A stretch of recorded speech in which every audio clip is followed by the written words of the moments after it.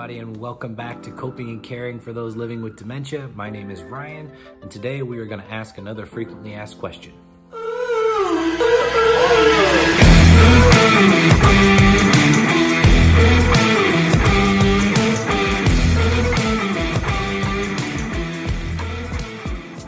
Today's frequently asked question is, what is dementia?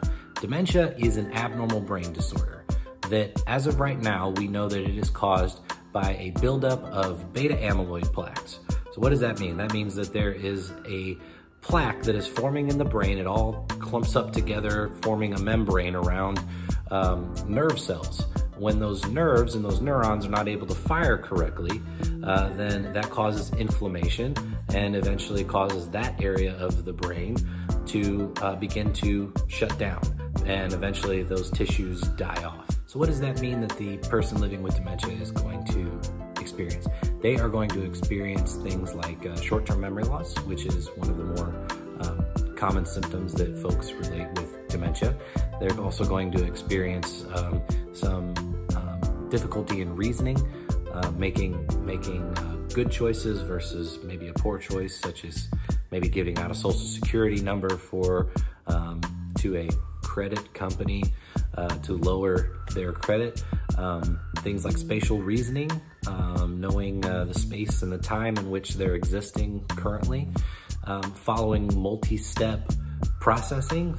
So things like going to the washer to get the clothes out of the washer, putting it in the dryer, and then taking clothes that are in the dryer out of the dryer, putting it in a basket, taking it upstairs, folding it, putting it away.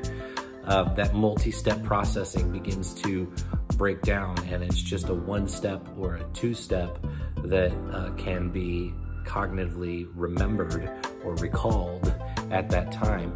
And so the brain goes through these stages to that makes everyday life and ADLs or activities of daily living significantly more difficult for the person living with dementia. So what can we do as caregivers or care partners to make their lives a little bit easier and give them the best quality of life we possibly can? Number one, for you need to set up a support system. If you are a professional, or if you're at home taking care of a loved one living with dementia, you need a support system. This is not we can't go out and try to Lone Ranger this. If we treat it as if we are the only one that can take care of them, and you are gonna break down faster than they will. Because we need a break, a mental break, a physical break, just as much as they need our daily care. So set up a support system and use it. The support system does no good if you don't use it. Number two, learn all that you can about dementia.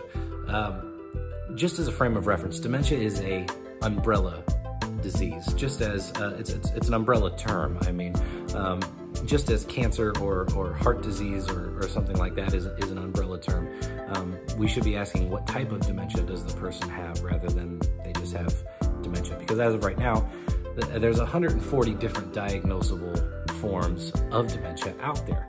And so the more that you know about the type of dementia that your loved one has been diagnosed with, or the type of dementia that the person that you are caring for has been diagnosed with, the easier of a time that you are going to have caring for them, and the more successful they're going to be in their day-to-day living.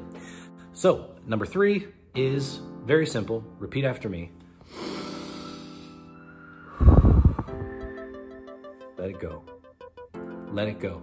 The person with dementia is going to experience not only short-term memory loss, but they're going to experience maybe asking the same question over and over and over and over, maybe 25, 35 times a day, and maybe coming up with scenarios that possibly don't exist exactly how they're saying that they do, or that you are now the bad guy and you don't want what's best for me, and you don't tell me what to do, and I'm older than you and I raised you and I know what's best, and it may seem as if it's a personal attack, but it's absolutely not.